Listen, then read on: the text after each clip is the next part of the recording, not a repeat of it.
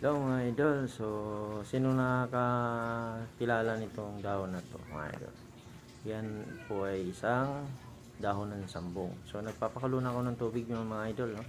So naglalagay na tayo ng mga 3 pirasong dahon sa isang baso mga idol. Ayan, yan ang gawin nating kape sa ngayon mga idol. So maganda sa kalusugan mga idol. So try nyo. Ayan, no?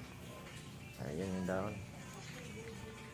Idol, hindi naman mahirap alagaan yan. Kung meron kayong paso, pwede naman sa paso yan mga idol.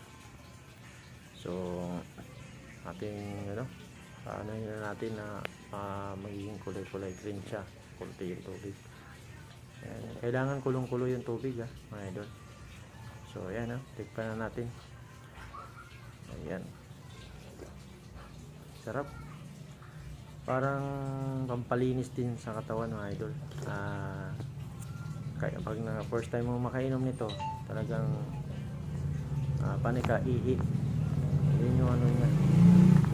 Maraming benepisyo sa katawan.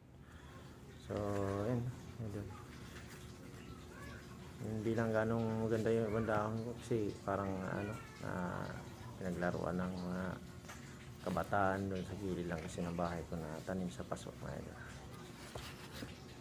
So subukan nyo mga idol, para tips, dagkaragdagan tips lang para sa mga hindi naman yan kailangan na hintayin pa natin na may karamdaman tayo bago tayo minom ng sambong. So ayan mga idol, sambong maganda sa katawan mga idol. So subukan ninyo. Ako, subok ko na rin. 2 times a day lang bago kumain. Yan yung gawin mong kape sa umaga o sa hapon. Nasa iyo na kung kailan gusto mo. Try ninyo mga idol. So nakadalawang baso ako niyan mga idol.